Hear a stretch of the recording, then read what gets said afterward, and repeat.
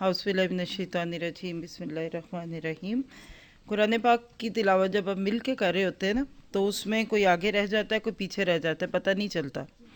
आप एक अपने लिए प्रैक्टिकल चीज़ रखें आज से, और वो क्या है कि आप अपने आप को इस चीज़ के साथ रखिए कि आपने किसी भी ऐसे कारी को सिलेक्ट करना है जिसके साथ आपकी टोन या स्पीड मिलती हो। कुछ बहुत फास्ट हैं, कुछ स्लो हैं, कुछ बहुत इमोशनली पढ़ते हैं, कुछ स्मार्ट पढ़ते हैं। आप 5-6 कारियों के साथ अपने आप को सेट कर लें। मुझे लगता है कि शुरू में स्लो पढ़ना चाहिए, बाद में थोड़ा सा फास्ट। जो एवरेज है ना, वो सादुल गामदी और अबू बकर शातरी। ये मैं कौन सी तिलावत की बात कर रही हूँ? जो कुरान की तफसीर से पहले है, तजवीद की बात नहीं कर रही। उसके लिए और बहुत स्लो कारियों की आवाज़ें मौजूद हैं, मिशारी हैं और भी हैं। आप तिलावत से पहले जो तिलावत तफसीर से पहले जो तिलावत करें या सुने, उसमें फ़्लो होना चाहिए। पढ़ते वक्त आपके अंदर कुछ फीलिंग्स पैदा होनी चाहिए। ये जो आपको क्लास में शुरू से पहले कहा जाता है, तफसीर से पहले, कि आप लोग तिलावत मिलकर करें, तो ये कोई खानापुरी नहीं होती। ये बहुत कीमती वक्त में से आपको वक्त मिलता है। लेकिन इससे आपका दिल, फेफड़े, गुर्दे, जिगर, जितने भी अंदर जिस्म के अज़ाएँ, वो तैयार हो जाते हैं कि अब हमें कुछ मिलने लगा है। जैसे आज के दौर में खानों से पहले एपेटाइज़र दिए जाते हैं ना, उससे क्या होता है, पेट भरता है या भूख लगती है? वेस्ट में जो दिया जाता है उससे भूख लगती है, और जो ईस्ट में दिया जाता है उससे पेट भर जाता है कि पकोड़े समोसे खा लो ताकि चिकन बच जाए। खैर, ये तो एक बात थी।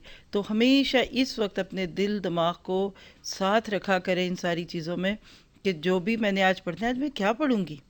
आई डोंट नो आपको तजस्सुस होता है कि नहीं। मुझे तो खुद इतना ज़्यादा होता है कि कल की तफसीर में क्या मिलेगा हमें, हम क्या पढ़ेंगे, क्या नुक्ता होगा। तो इस ज़हनी तैयारी के साथ पढ़ना और बग़ैर ज़हनी तैयारी के पढ़ना, ये दो मुख्तलिफ़ तजुर्बे हैं। अल्लाह ताला से दुआ है कि वो हमारे लिए इन सारी चीज़ों को आसान करे। आज हम कहाँ से शुरू करेंगे? सब मिलकर बोले। 110 से, 110 से आज का हमारा लेसन शुरू होगा। नहमदुहु व नुसल्ली अला रसूलिहिल करीम, अम्मा बादु, फ़ाऊज़ु बिल्लाहि मिनश शैतानिर रजीम, रब्बिश्रह ली सदरी व यस्सिर ली अमरी वाहलुल उक़दतम मिन लिसानी यफ़क़हू क़ौली, रब्बी यस्सिर वला तुअस्सिर वतम्मिम बिल खैर। सूरत आल इमरान, आयत नंबर 110। पहले लफ्ज़ी तर्जमा देखेंगे। कुंतुम, हो तुम, ब्रैकेट में लिख लीजिए थे तुम। क्या फ़र्क है, इसको हम इंशाल्लाह भी तफसीर में देखते हैं। खैरा, बेहतरीन, उम्मतिन, उम्मत, उखरिजत, जो भेजी गई या निकाली गई, लिन्नासी, लोगों के लिए। क्यों हो तुम बेहतरीन?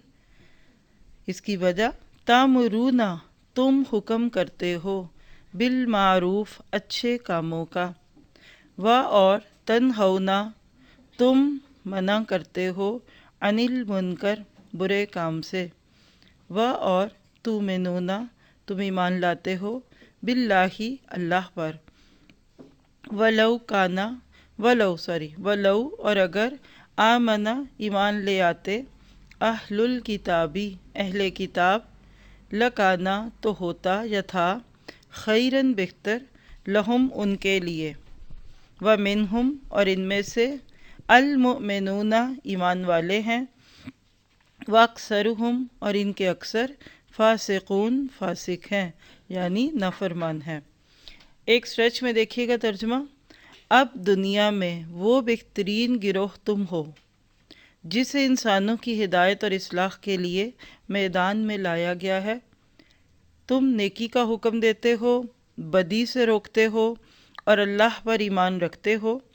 ये अहले किताब ईमान लाते तो इन्हीं के हक़ में बेहतर था, अगरचे इनमें से कुछ लोग ईमानदार भी पाए जाते हैं, मगर इनके बेशतर अफराद नाफरमान हैं।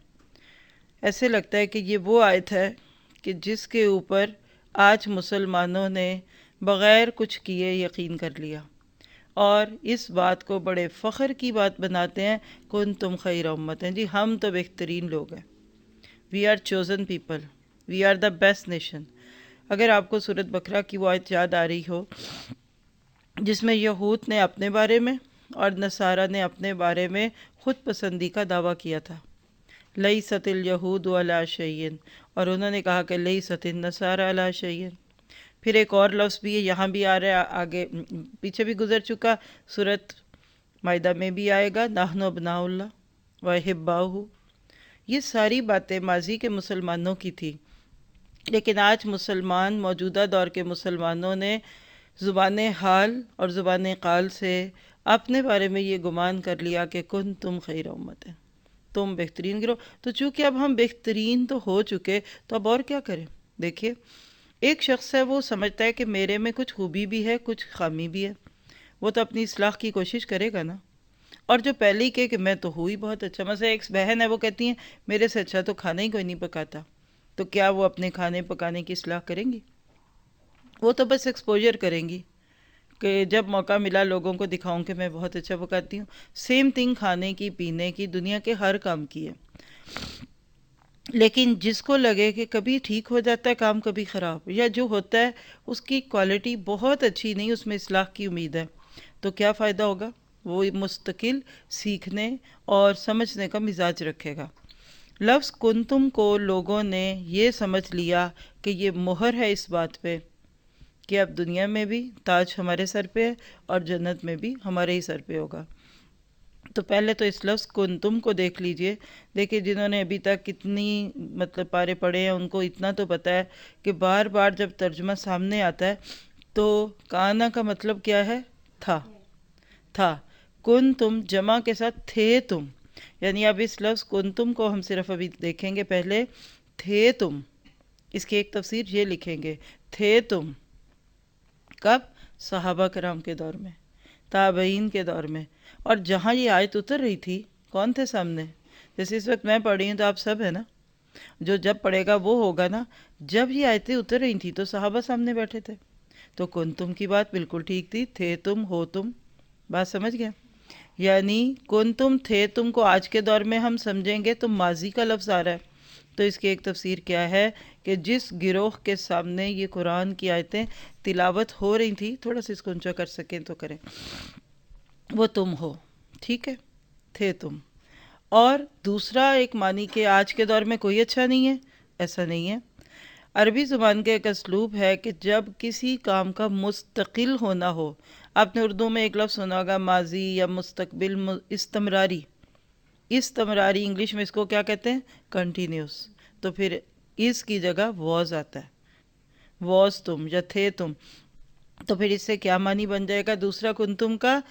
ہو تم اور تھے تم، رہو گے تم وہ بہترین امت ہو۔ لکھ لیجئے اس آیت کا ٹاپک، ایک ایک آیت کا ٹاپک کوشش کرتی ہوں ہمیشہ ہی دوں، اب خاص طور پہ ان آیتوں کے تو آپ کو ضرور ہی لینے چاہیے۔ وجہ تاسیس، امت مسلمہ کو اللہ نے دنیا میں کیوں بھیجا؟ اب تاسیس لفظ بھی آپ کے لیے بڑا مشکل ہوگا، تو اسسا، اساس کیا لفظ ہوتا ہے؟ بنیاد۔ کسی بلڈنگ کی جو بنیاد ہے اس کے اوپر یہ ہوتا ہے نا، یہاں امت مسلمہ کی بنیاد بتا دی گئی کہ اس امت کو دنیا میں بھیجنے کا مقصد کیا ہے، کہ یہ اپنے لیے نہیں دوسروں کے لیے جئیں گے۔ جاگو اور جگاؤ کا اصول ہوگا ان کے اندر، جس کو آپ کہہ سکتے ہیں کہ مسلمان خود بھی جاگیں گے سوری، اور دوسروں کو بھی جگائیں گے۔ آپ سوری، تھوڑا سا پیچھے مڑ کے دیکھیں تو 104 آیت میں آپ پڑھ چکے، وَلْتَكُمْ مِنْكُمْ أُمَّةٌ، وہاں کیا تھا؟ ہونی چاہیے، یہاں کہہ دیا ہو گئے ہو۔ یعنی یہ دو آیتیں 104 اور 110 جمع کر لیں تو اس کے بعد کم از کم مسلمانوں کے ایک ایک بچے کو پیدا ہوتے ہی یہ بات سمجھ آ چکی ہو کہ میں اس دنیا میں کیوں بھیجا گیا۔ سمجھیے گا فرق پڑتا ہے اس سے کہ آپ کو کسی جگہ جانے کا مقصد پتا ہو یا مقصد نہ پتا ہو۔ توجہ رکھیے، آپ لوگ اپنے نوٹس لیں، اور یہ جو باتیں نا اگر یہ آپ نے سمجھ گئے نا تو پھر باقی چیزیں نہ بھی سمجھیں گے تو کوئی بات نہیں۔ آپ کے یہاں آج اس گھر میں آ کر بیٹھنے کا مقصد کیا ہے؟ میرے اس وقت یہاں آ کر بیٹھنے کا مقصد کیا ہے؟ اگر آپ کو اور مجھے یہ مقصد ہی نہیں پتا تو کیا ہم یہاں آنے کا حق ادا کریں گے؟ کچن میں جانے کا مقصد نہ پتا ہو تو کام کریں گے؟ آج ہمارا حال یہ ہے کہ ہم کھوئی ہوئی بھیڑوں کی طرح اس مقصد سے غافل ہیں، لیکن ہم پھر بھی نیکی کے کام کر رہے ہیں۔ سورۃ بقرہ کی آیت 143 نوٹ کیجئے، دوسرے پارے کی پہلی آیتوں میں سے یہ ایک آیت ہے، وَكَذَلِكَ جَعَلْنَاكُمْ أُمَّةً وَسَطًا، اور اسی طرح ہم نے تم کو بنا دیا امت وسط۔ کیوں؟ لِتَكُونُوا شُهَدَاءَ عَلَى النَّاسِ، تاکہ تم لوگوں پر گواہ بنو، وَيَكُونَ الرَّسُولُ عَلَيْكُمْ شَهِيدًا، اور رسول تمہارے حق میں گواہی دے۔ دنیا میں امت مسلمہ شہادت حق کا کام کرے گی، آخرت میں شفاعت رسول ملے گی۔ یہ جملہ دوبارہ بولتی ہوں، لکھ لیجئے۔ امت مسلمہ کا ہر وہ فرد جو دنیا میں شہادت حق، یعنی لوگوں کو حق کی گواہیاں دینا، اسلام کی طرف بلانا، اسلام سے رغبت دلانا، اسلام کے چہرے پہ پڑی ہوئی دھول کو ہٹانا، دھبوں کو مٹانا، جو یہ کرے گا قیامت کے دن رسول اس کے حق میں گواہیاں دیں گے، اور رسول کی گواہی شہادت ہوتی ہے، جس کو آپ سفارش بھی کہتے ہیں، شہادت دیتے ہیں۔ افسوس کی بات یہ ہے، آج رسول کی شفاعت کی امید لگائے وہ لوگ بیٹھے ہیں عموماً، الا ماشاءاللہ، کہ جنہوں نے اس قرآن کو چھوڑا ہوا ہے۔ سورہ فرقان میں یہ بات سمجھ آئے گی، ان قوم اتخذوا ھذا القرآن مہجورا۔ قیامت کے دن رسول شکایت لگا دیں گے، جبکہ لوگ سفارش کے امیدوار ہوں گے، اور وہ شکایت کیا ہوگی کہ اللہ یہ وہ میری قوم ہے جنہوں نے قرآن کو پکڑ کے بھی چھوڑا ہوا ہے۔ اس پہ ایک لیکچر بھی ہے، قرآن کو پکڑ کر چھوڑنا، بہت اس سے فائدہ ہوا تھا، کافی لوگوں نے اسے بینیفٹ لیا، اور وہ کیا تھا کہ ہمیں اس قرآن کو پکڑ کر چھوڑنا نہیں بلکہ پکڑنا ہے۔ تو پھر کیا پتہ چلا کہ آپ اور میں دنیا میں خود اپنے لیے نہیں آئے۔ جب لوگوں کو یہ مقصد سمجھ آ جاتا ہے، پھر وہ اپنے نہیں رہتے۔ پھر ان صلاتی و نسکی و محیایا و مماتی للہ رب العالمین کی کیفیت ہوتی ہے۔ پھر ایک انسان زندگی میں یہ کام کرتا ہے جو اس کو کرنا ہوتا ہے۔ آپ دیکھیے کہ ایک ماں اپنے بچوں کو پالتی ہے، باپ بھی پالتا ہے، میاں بیوی مل کر اپنے بچوں کی ٹیک کیئر کرتے ہیں، الحمدللہ۔ اللہ نہ کرے کسی کے شوہر کا انتقال ہو جائے اور چھوٹے چھوٹے بچے ہوں، اور وہ عورت بے ہوش ہو رہی ہے، غم کھا رہی ہے، تو عموماً لوگ اس کو آ کر تسلی کیا دیتے ہیں؟ ہمت کرو، تم نے اب ان بچوں کے لیے جینا ہے، اگر تمہیں کچھ ہو گیا تو یہ کیا کریں گے؟ یہ جملہ آپ نے سنا ہوگا کبھی نہ کبھار، یہاں بھی وہی بات ہے۔ کون تم خیر امت اخرجت، یہ لفظ اخرجت کے انڈر لکھے گا، تم اپنے لیے نہیں دوسروں کے لیے للناس نکالے گئے ہو۔ جب قوم اپنے اس مقصد کو یاد رکھتی ہے، قوموں کو دنیا میں عزت ملتی ہے، اور جب قوم اس مقصد کو بھول جاتی ہے تو وہی ٹوٹی ہوئی تسبیح کے دانوں کی طرح بکھر جاتی ہے۔ کنتم خیر امت اخرجت للناس، تم لوگوں کو اپنی زندگی اپنی نہیں لگے گی، تم اللہ کے لیے جیو گے، تم اللہ کے لیے مرو گے۔ لا مقصود الا اللہ، لا مطلوب الا اللہ، تمہاری ہر کوشش، تمہاری ہر کاوش، تمہارے ہر نفل، تمہارے ہر فرض، تمہارے ہر سنت اور واجب کا آخری رزلٹ کیا ہوگا؟ آخر میں تمہیں اس سے کیا پانا ہے کہ اللہ کا نام بلند ہو جائے۔ ہی کلمۃ اللہ العلیٰ، اللہ کا نام بلند کرنا ہوتا ہے۔ پھر اپنی عزت کی فکر کم ہوتی ہے، اسلام کی عزت کی فکر زیادہ ہوتی ہے۔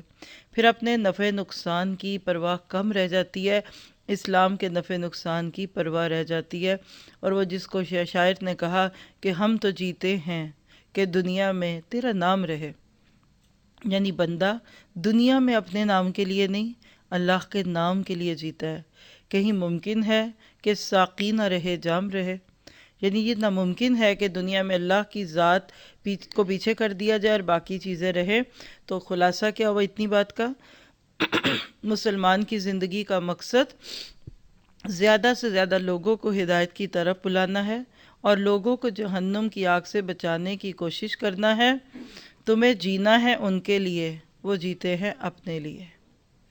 تمہیں نکالا گیا ہے لوگوں کے لیے، اور اس پہ اگر عمل کر جائیں گے تو بچ جائیں گے، تر جائیں گے۔ یہ ہے وہ چیز جو آپ کو امورٹل بنا دے گی۔ ان لوگوں کے نام دنیا میں نہیں رہے جو اپنی ذات کے لیے جی کر دنیا سے چلے گئے۔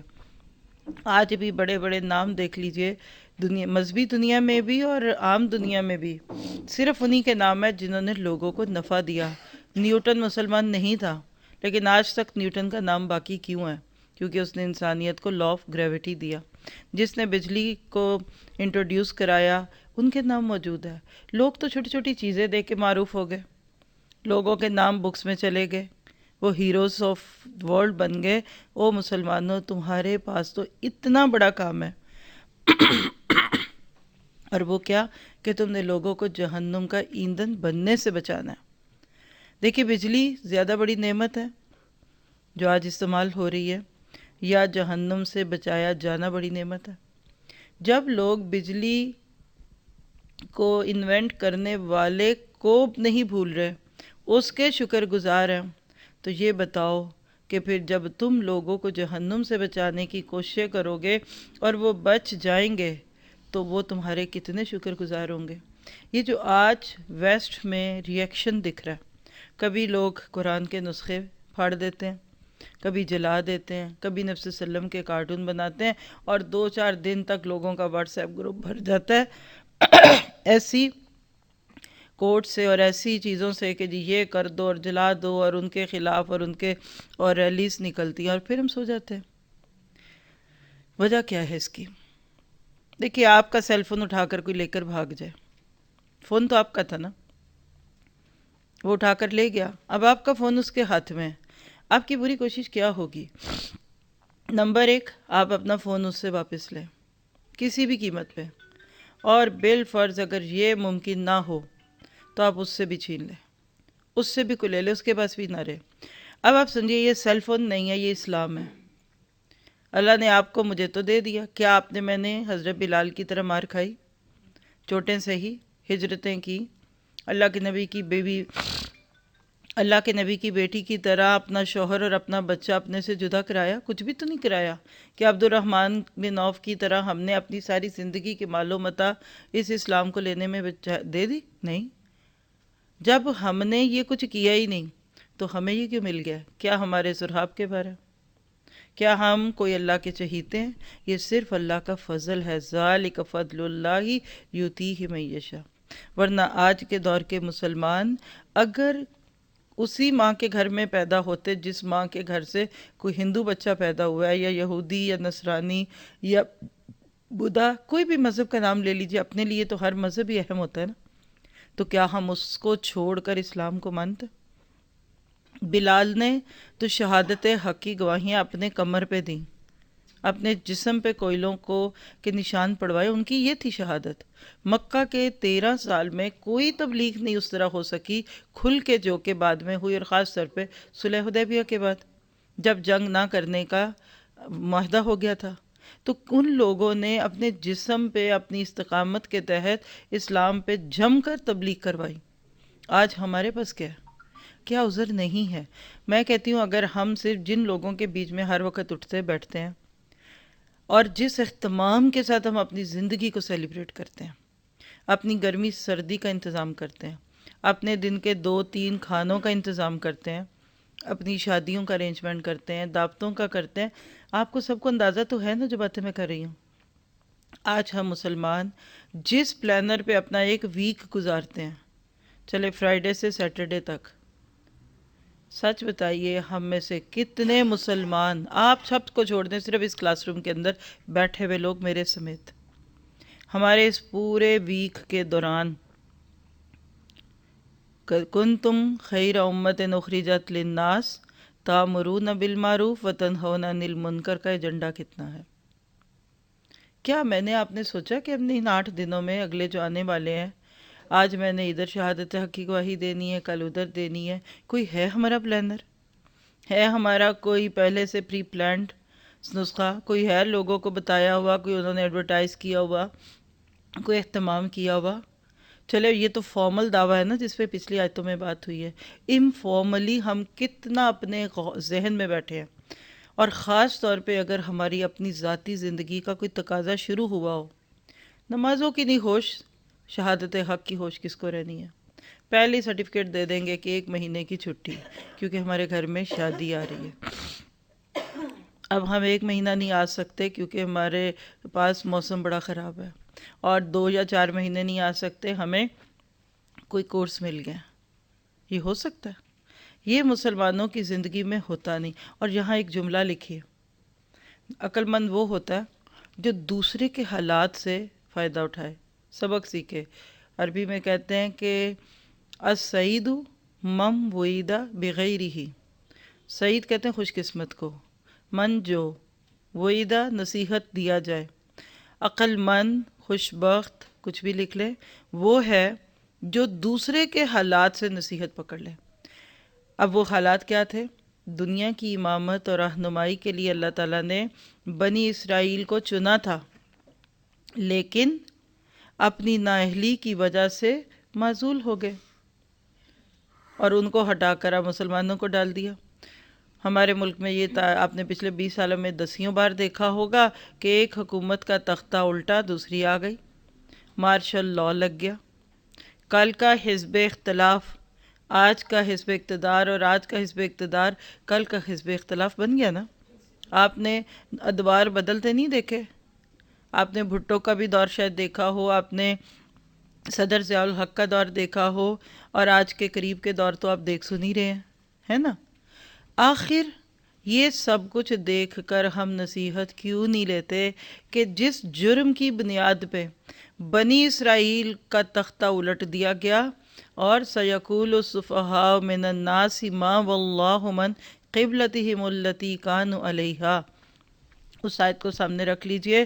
تو جب ہمیں وہاں ڈال دیا تو کیا پھر ہم بچ جائیں گے وہی کام کر کے؟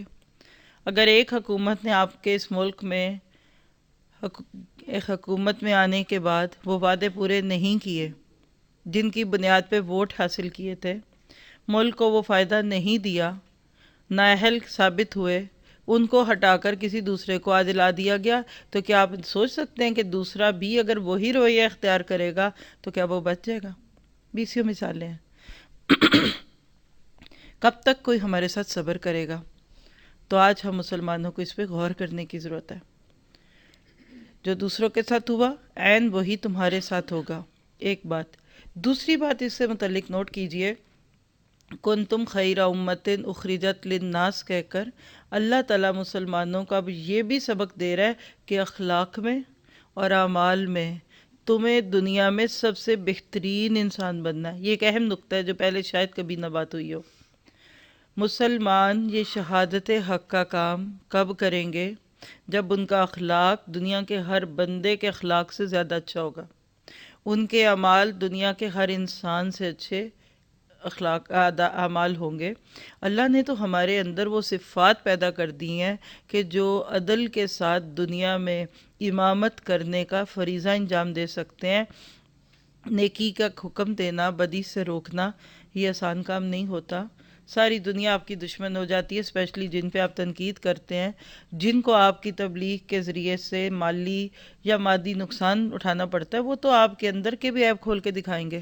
دیکھے دیکھے درس دیتے ہیں تو ایسے ہیں، دیکھے دیکھے قرآن پڑھتے ہیں تو ایسے ہیں، ان کے گھر والے ایسے ہیں۔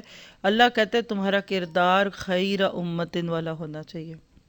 جھوٹ اور مسلمان دو مختلف چیزیں، دھوکہ اور مسلمان دو مختلف چیزیں۔ اور جب ہم جعلی کاغذ بنوائیں، جعلی تصویریں بنائیں، جھوٹے ویزے لگوائیں، پیسے لینے کے لیے جھوٹی سکھ میل بھیجیں، تو کیا پھر ہم بہترین امت ہوں گے؟ ہمیشہ اپنے آپ کو اسلام کی نظر سے دیکھیں، اور یہاں ایک چھوٹا سا کانسیپٹ سمجھ لیں۔ دو چیزیں ہیں، ایک ہے اسلام، لکھیے، اور نیچے ہے ایک لفظ مسلمان۔ یہ دو ایک ہونی چاہیے۔ مسلمان بالکل ویسا ہو جیسا اسلام ہے، جیسے حضرت عائشہ نے اللہ کے نبی کے بارے میں گواہی دی تھی کہ کان خلقہ القرآن۔ کسی نے پوچھا اللہ کے نبی کیسے تھے؟ کہا کیا تو نے قرآن نہیں پڑھا؟ وہ تو چلتے پھرتے قرآن تھے۔ سورۃ مومنون کی ابتدائی 10 آیتوں کے بارے میں کہا اللہ کے نبی اس کو بھی چھوڑ دیجئے، اس وقت کچھ نہیں ہوگا، اس کو روک لے۔ جی اب آپ دیکھیے کہ جب آپ یہ سب کچھ کرتے ہیں، جو بات اب دیکھیں نا آپ کی اس ڈسٹریکشن سے بات ہٹ گئی، اس وقت کوئی سائن ان نہیں ہوگا، اس کو رکھ لیں، جاتے ہوئے کریں گے، ٹھیک ہے؟ آپ لوگ اس وقت وہ کام کریں جس کے لیے ہم سب آئے ہیں۔ واپس چلتے ہیں، کیا بات ہو رہی تھی آپ بتائیے جی۔ جی دو لفظ ہیں اسلام اور مسلم، یہ دونوں ایک ہونے چاہیے تھے، کیونکہ ایک نقشہ ہے تو ایک اس کی عمارت ہے۔ جب یہ گھر بننا ہوگا تو اس کا ایک نقشہ بنا تھا نا، تو اس کے اوپر دیواریں کھڑی کر دی گئیں، سب کچھ ہو گیا۔ اسلام نقشہ تھا، مسلمان اس کا ایک مادی اظہار ہے۔ آج کے دور میں اسلام کچھ اور ہے اور مسلمان کچھ اور ہے، یہ ہے بنیادی نقطہ۔ ہم خیر امت نہیں رہے، اسلام خیر ہے۔ آج ویسٹ میں دو طرح کا ریئیکشن آتا ہے، جس کو آپ کہہ لیجئے کہ میڈیا کے ذریعے آپ تک بھی پہنچایا جاتا ہے ہر دن رات۔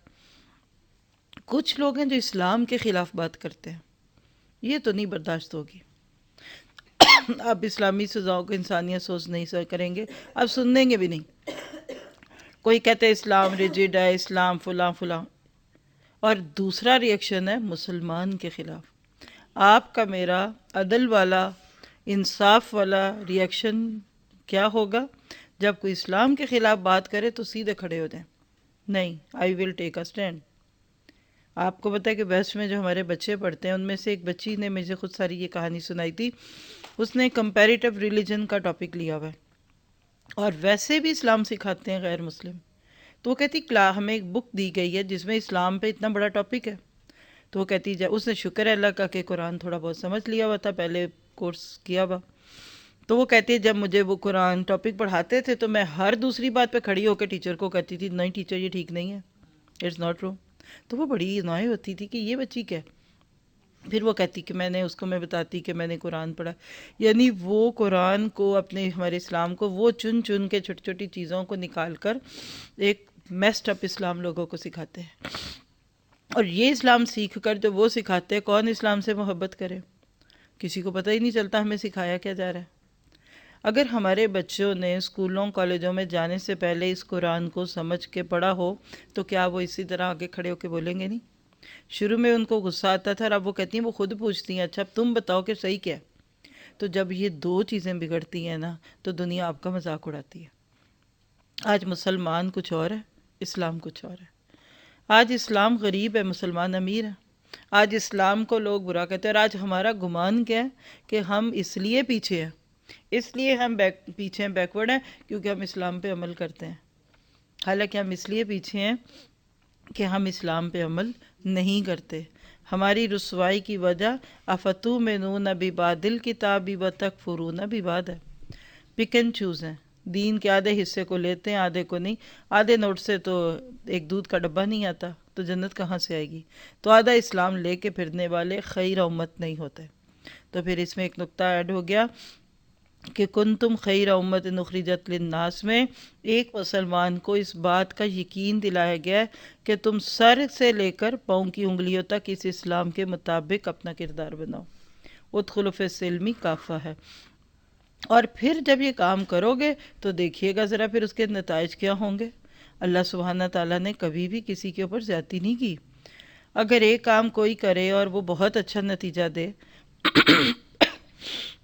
دوسرا سیم وہی کام کرے اور اس کا نتیجہ بہت برا ہو، تو یہ چیز کبھی ممکن نہیں ہے۔ جو ڈالیں گے وہی نکلے گا۔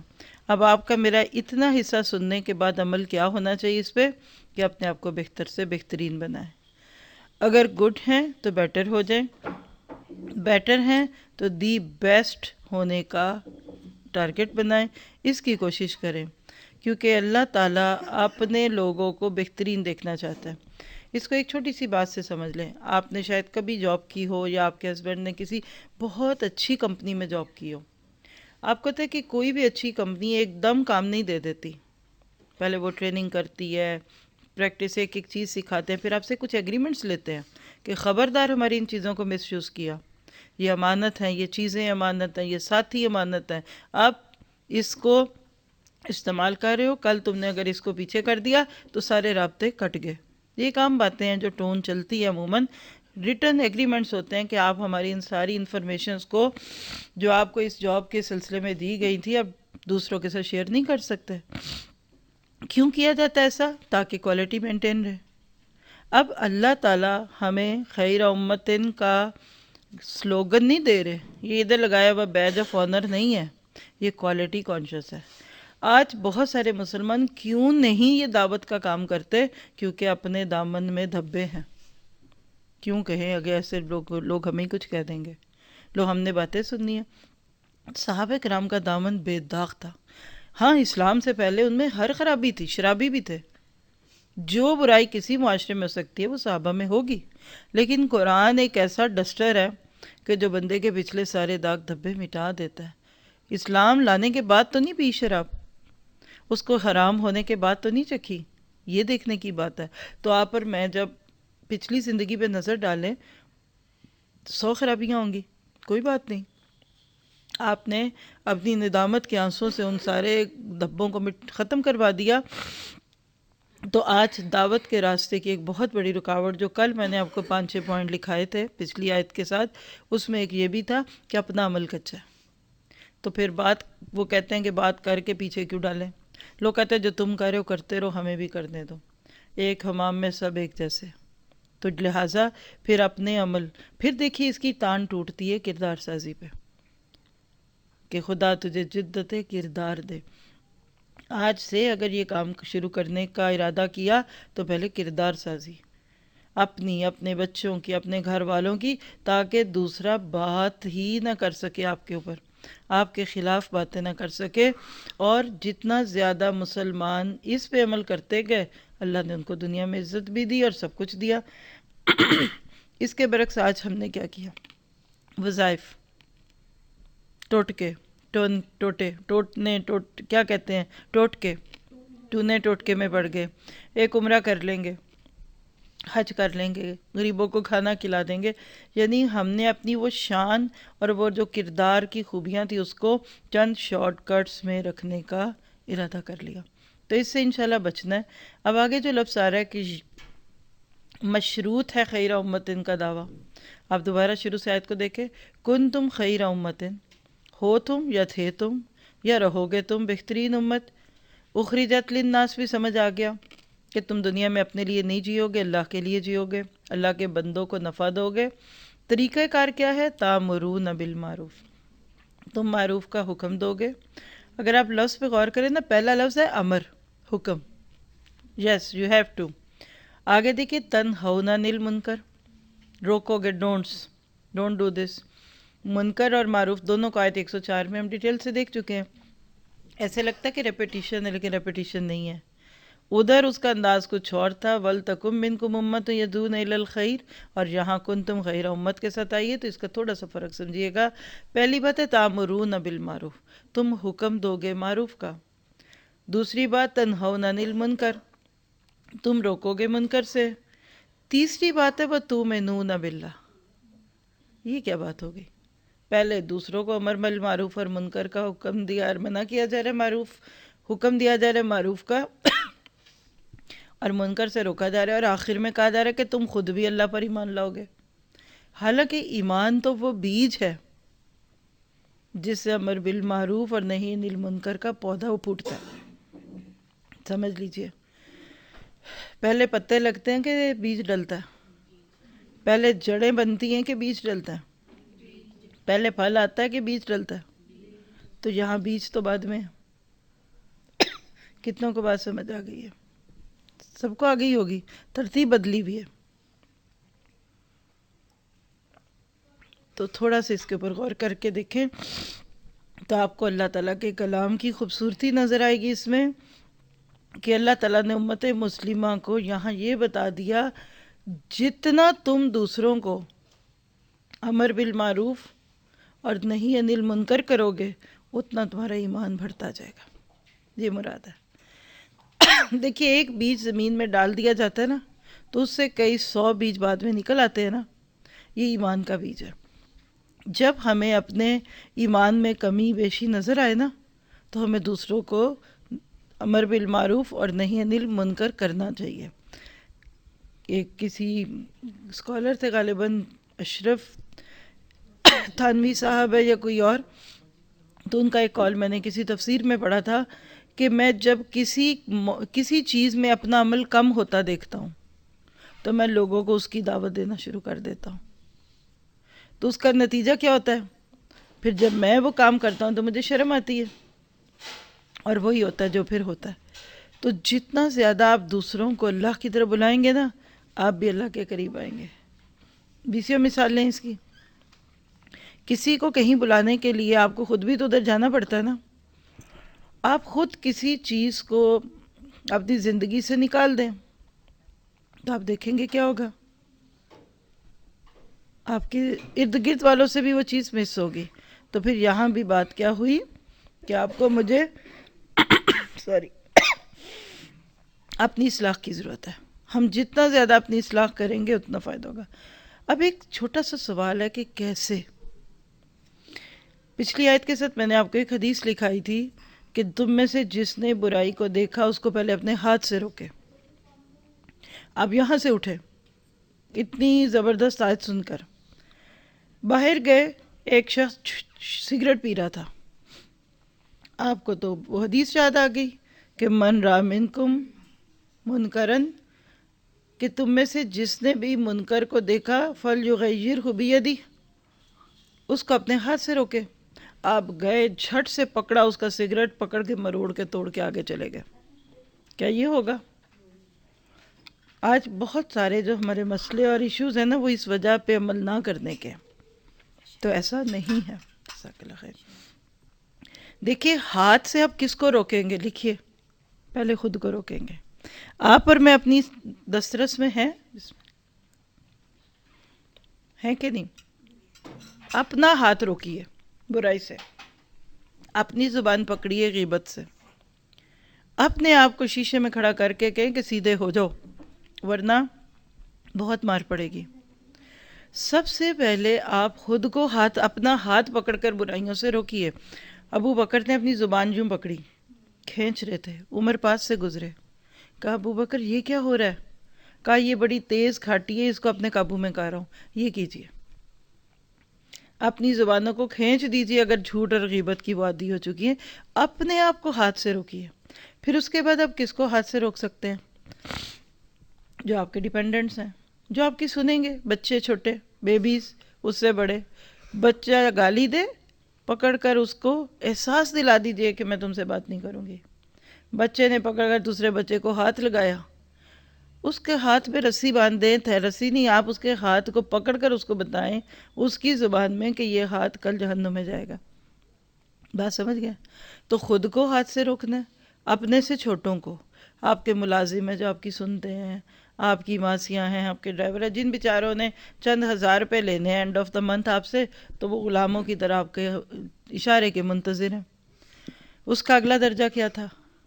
زبان سے روکنا. زبان سے کس کو روکیں گے؟ اٹھتے بیٹھتے بھاگیں گے، باہر جائیں گے، کھڑے ہوں گے، لوگوں کو کھڑے ہو کے نہیں.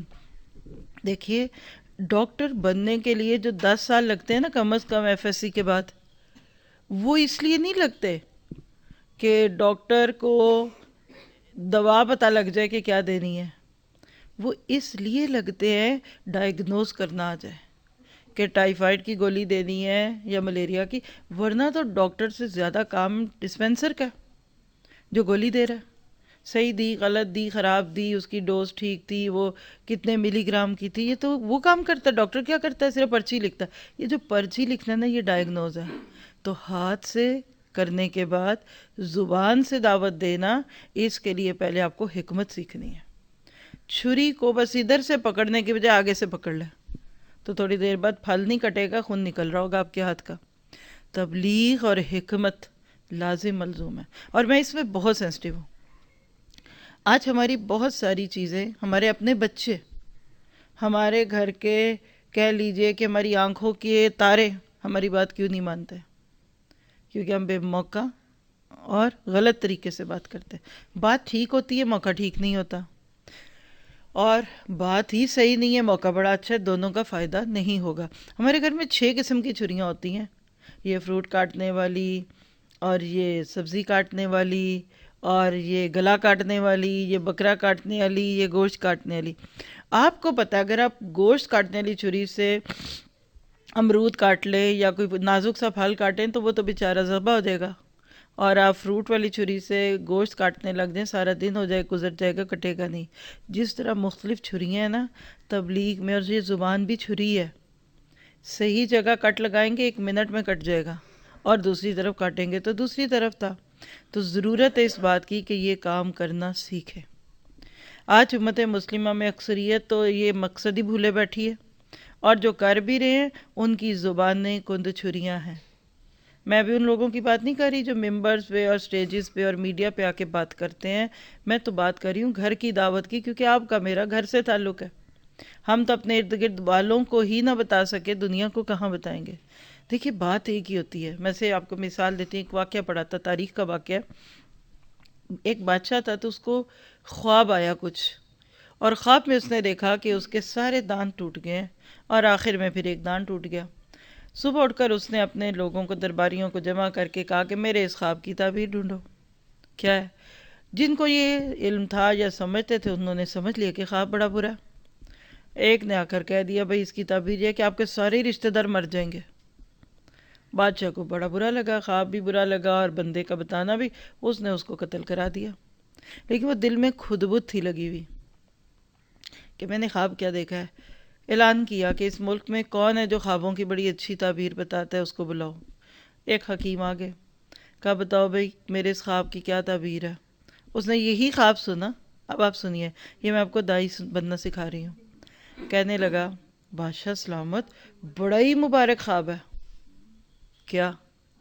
کہتا آپ کی عمر بڑی لمبی ہوگی، آپ اپنے سارے رشتہ داروں کے بعد فوت ہوں گے۔ بات وہی تھی کہ فرق تھی؟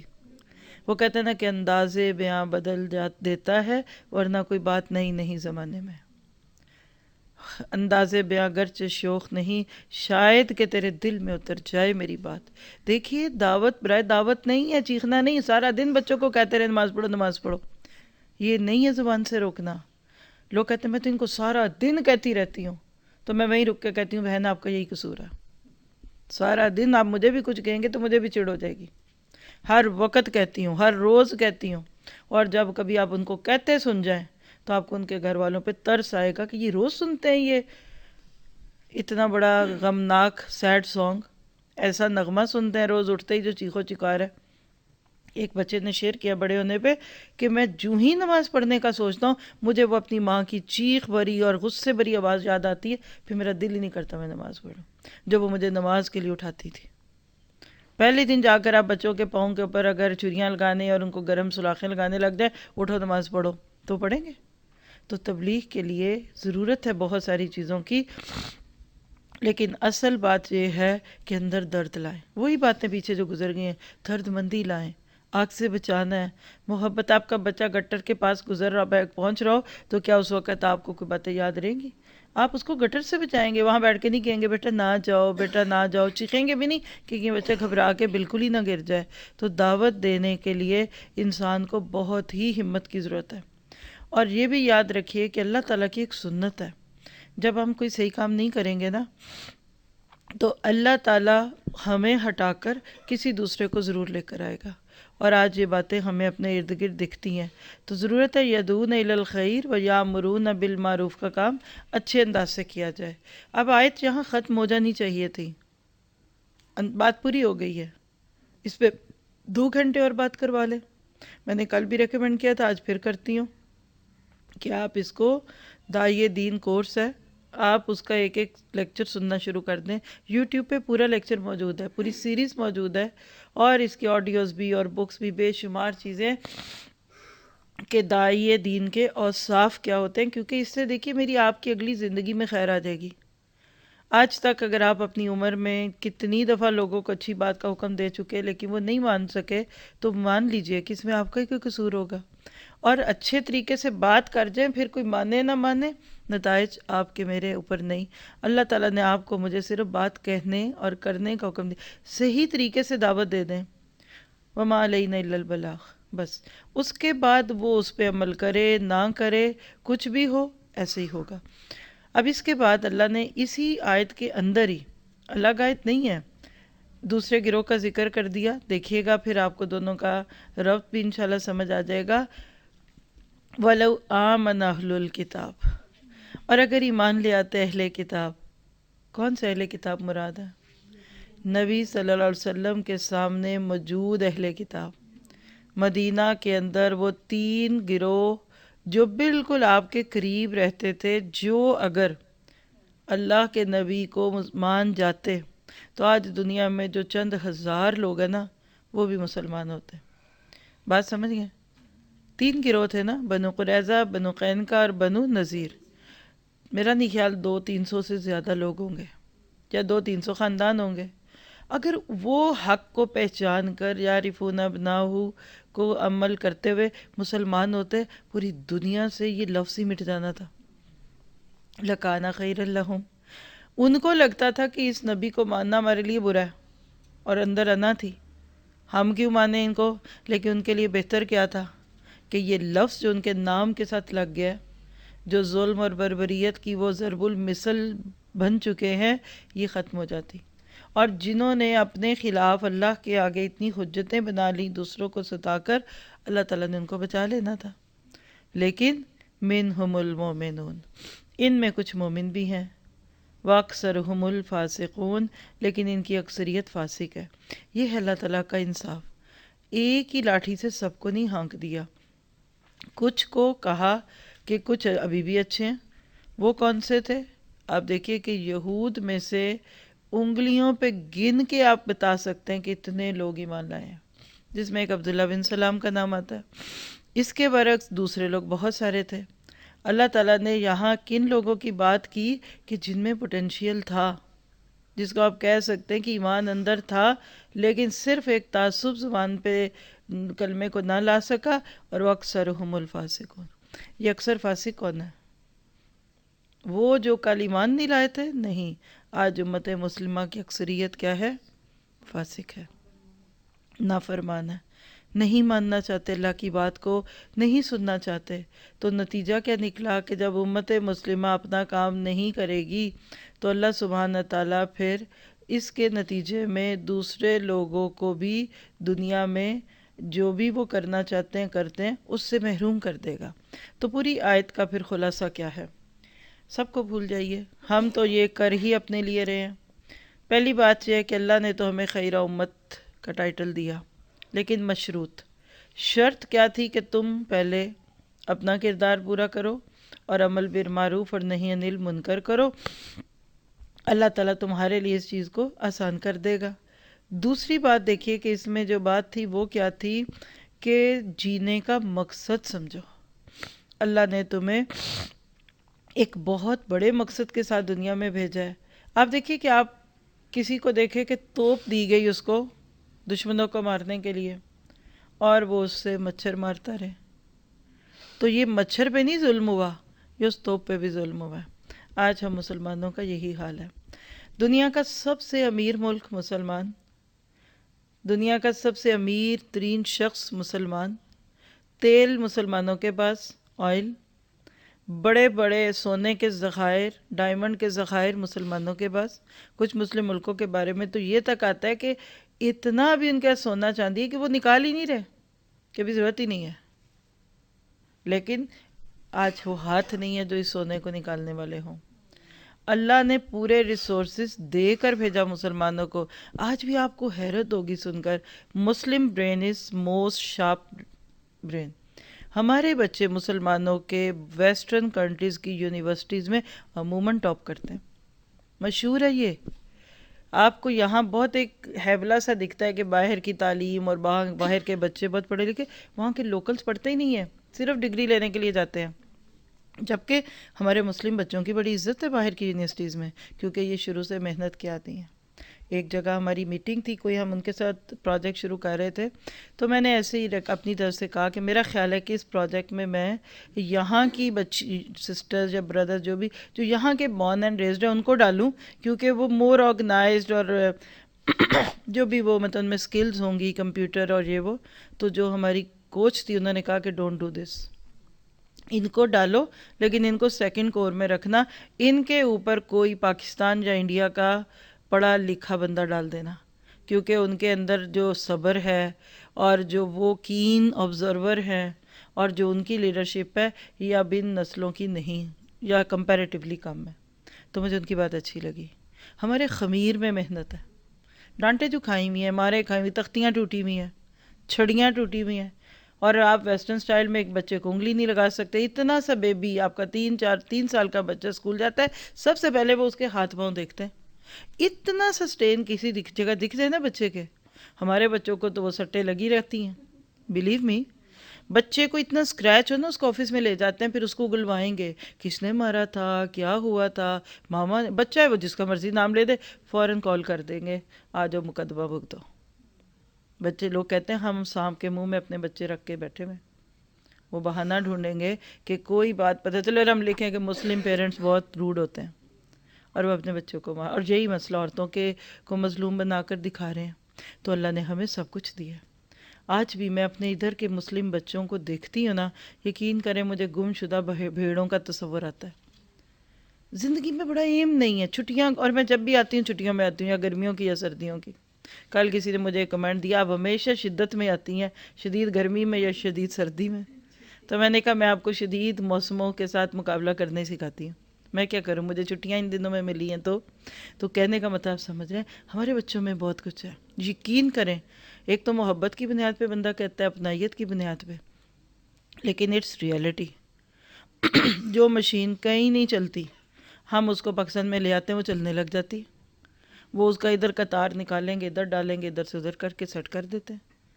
آپ کے ملک میں ریپیئر والی چیزیں زیادہ ہوتی ہوں گی میرا خیال ہے. دوسری، باہر والوں کا برین ہی نہیں ہوگا اس طرح، وہ کہیں گے چھوڑو چھوڑو نہیں لے لو. جتنی اسکیل نعمتیں زیادہ ہوتی ہیں نا، بندہ اتنا حساس بھی ہو جاتا ہے. چھوڑ دو، ضرورت ہی نہیں، نہیں لے لیں گے. تو یہ برین یوز کرنے کے لیے ان کے ہاتھوں میں قرآن دینا پڑے گا. آپ اپنے بچوں پہ رحم کریں.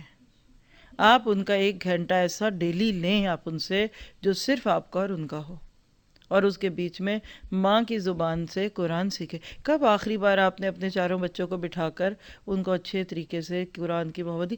آپ کے بچوں کو آپ کے ہاتھ کے کھانے بڑے اچھے لگتے ہیں ماشاءاللہ. آپ کی بیٹیوں کو آپ کے سلے ہوئے کپڑے بڑے پسند ہیں، یا سو آن. آپ کے بچے آپ سے قرآن کیوں نہیں لے رہے؟ کبھی سوچا آپ نے؟ اگر نہیں لے رہے، جن کے لے رہے ہیں تو ان کے لیے میری بات نہیں ہے. بچہ فطری طور پہ ماں اور باپ سے امپریس ہوتا ہے. چھوٹا بچہ کیوں آپ سے وہ سب کچھ لے لے لیکن دین نہ لے، یہ پھر آپ کی محرومی، یہ آپ کے لیے ایک ٹارچر ہے.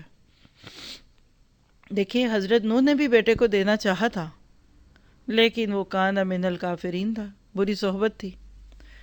باپ نے تو چاہا دینا، بیٹے نے نہیں لیا. یہ ایک ایکسیپشن ہے. ادروائز آپ خود دیکھیے، جو اپنائیت اپنوں میں ہوتی ہے وہ غیروں میں نہیں ہوتی. تو آج سے اس نیت سے ایک بات لے کر اٹھیے گا، اپنے بچوں سے عمل بالمعروف نہی عن المنکر شروع کرنا ہے. پھر دائرہ بڑھے گا، شوہر، گھر کے لوگ، پھر گلی کے لوگ، پھر محلے کے لوگ، پھر ملک، اور پھر پوری دنیا آپ کا پلیٹ فارم بن جائے گی. اور وہی بات ہے کہ ذرا نم ہو تو یہ مٹی بڑی زرخیز ہے. واقعی اس مٹی کو، آج ہماری یوتھ کی مٹی کو علم کا پانی دینے کی ضرورت ہے. اور آپ ان کو مزے مزے کے کھانے کھلائیں اور دوسرے ہاتھ سے مزے مزے کا کلام دیں، رغبت دیں، ان کی مت نہ ماریں. آپ دیکھیں گے کہ جتنا زیادہ آپ یہ کام کریں گے، گھر کی اصلاح سے معاشرے کی اصلاح ہوگی. یہ تو آپ لکھ لیجئے. باہر کی اصلاح ہو نہیں سکتی جب تک اندر کی نہ ہو. اور آپ دیکھیے کہ دنیا میں ہر بندے کے پاس کوئی پیشہ ہے نا، آکوپیشن. مزدور روٹی کمانے کے لیے مزدوری کرتا ہے. ایک موچی ہے، وہ جوتے سیتا رہتا ہے سارا دن. مزدور مزدوری کرتا ہے، روٹیاں لگانے والا روٹیاں لگاتا ہے. ہر بندہ اپنے مقصد کو حاصل کرنے کے لیے جیتا ہے. آپ کا میرا مقصد خود کو اللہ کے رستوں میں کھپا دو. آج تو ہماری ڈکشنریوں میں یہ لفظ ہی نہیں رہا. پھر آپ دیکھیے ایک اور اینگل دیکھیے کہ فوج، آرمی. شروع سے یہ لفظ بہت اٹریکٹیو لگتا ہے. ہم خود جب چھوٹے تھے تو ہمیں شوق تھا کہ ہم آرمی میڈیکل کالج میں جائیں. آرمی کے لفظ کے ساتھ ایک دم وہ وردی اور ان کا روب یہ آ جاتا ہے. کسی ملک کا وقار اس کی فوج سے ہوتا ہے نا. فوج کی ذمہ داری کیا ہے؟ ملک کا ڈیفنس، دفاع ہے. فوج کے بغیر کوئی ملک محفوظ نہیں رہتا نا. اور وہاں رہنے والا جو بھی اس میں جاتا ہے وہ تنخواہ کے لیے نہیں جاتا. حالانکہ تنخواہ ملتی ہے ان کاموں میں، ضروری نہیں ہوتا کہ بندہ پیسے کے لیے جائے، لیکن وہ مل جانا الگ بات ہے. لیکن آپ دیکھیے کہ وہاں ایک مقصد ہوتا ہے کہ میں نے اپنے ملک اور ملت کی حفاظت کرنی ہے. داعی دین بھی ایک فوجی ہے، آرمی ہے. آپ بنیے اسلام کی آرمی. اپنے بچوں کو کہا کرے you are an ambassador of Islam, اسلام کے سفیر بنیے. یہ بھی ایک کورس ہوا تھا چند ماہ پہلے. تو اللہ سے دعا کیجئے کہ ہمیں یہ مقصد یاد آ جائے. کوئی سوال آپ کے ذہنوں میں آ رہا ہے اس آیت کے بعد؟ جی ہم کہاں کھو گئے؟ یہاں جو کردار کی بات ہو رہی ہے نا، تو علامہ اقبال کی ایک بڑی پیاری پوئم ہے، اس میں انہوں نے مومنوں کی صفات کو جمع کر دیا. میں آپ کو سنا دیتی ہوں. کہتے ہیں کہ کیا میں نے اس خاک کے دانہ سے کنارہ، کیا میں نے اس خاک کی دان سے کنارہ، جہاں رزق کا نام ہے آب و دانہ. کہتے ہیں مجھے وہ دنیا یا وہ جگہ نہیں چاہیے جہاں روٹی اور پانی کے نام کو رزق کہتے ہیں. مجھے تو کیا پسند ہے، جھپٹنا پلٹنا، پلٹ کر جھپٹنا، لہو گرم رکھنے کا ہے ایک بہانہ.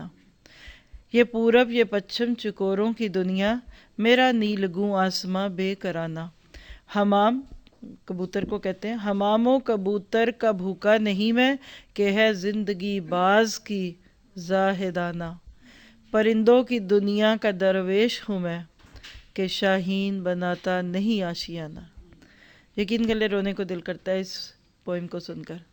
آج ہم اپنے بچوں کو زیادہ سے زیادہ کیا سکھاتے ہیں یا وہ سیکھ لیتے ہیں معاشرے کو دیکھ کر؟ پڑھنا، اچھا سا کیریئر، پھر اچھی سی لڑکی ڈھونڈنا، پھر بڑی لیوش شادی کرنا، پھر اپنا گھر بنانا، گاڑی اس سے پہلے لے لی، ہر سال 2 سال بس سیل فون بدلنا. آج ہمارے بچوں کی زندگی اس لگژریس لائف کو کامیابی سمجھنے لگ گئی. اور ماں کے بھی 4 بچے اگر اسی طرح کی زندگی گزارے، کہتی ہے شکر ہے میرے سارے بچے بڑے خوشحال ہیں. جبکہ پرندوں کی دنیا کا درویش ہوں میں. آج یہ سبق اپنے بچوں کو پڑھانا ہے. یہ نہیں کہ آپ کے بچوں کے جیکٹ نہیں ہے، ٹاپ کی جیکٹ نہیں ہے، میچنگ جوتا نہیں ہے، نائک کا جوتا نہیں. یہ جب بچے برانڈ کانشیس ہونے لگ جائیں یا بچیاں، تو یاد رکھیے کہ امت مسلمہ کی وجہ تاسیس بھول گئے. شاہین بناتا نہیں آشیانہ، اور آج کا مسلمان بناتا ہے آشیانہ. گھر بنا بنا کر اس کو سجانا سنوارنا ہماری بہت ساروں کی زندگی کا مقصد بن گیا. کوئی بات آپ شیئر کریں 2 چند منٹ. جی سوبی آپ نے کیا سیکھا؟ کردار سازی. اور پچھلی دفعہ بھی آپ نے کہا تھا نا بچوں کو بار بار مت دو. سوری. آپ نے اگزامپل دی تھی ریکارڈنگ کی. میں نے آپ اس کو فالو کیا ہے کہ وہ سختی میں نہیں آنا. وہ آج آپ نے پھر وہی ایگزامپل. یعنی ریکارڈنگ اگر کر کے اپنی بات سنیں، پہلی دفعہ جیسے سنیں گے 10ویں دفعہ بھی تو ویسے ہی سنیں گے نا. بس آپ کہتے ہیں بیٹا اٹھو نماز پڑھو. اب آپ اپنے اس جملے کو ریکارڈ کر کے اس کو 10 دفعہ ریپیٹ پہ لگا دیں.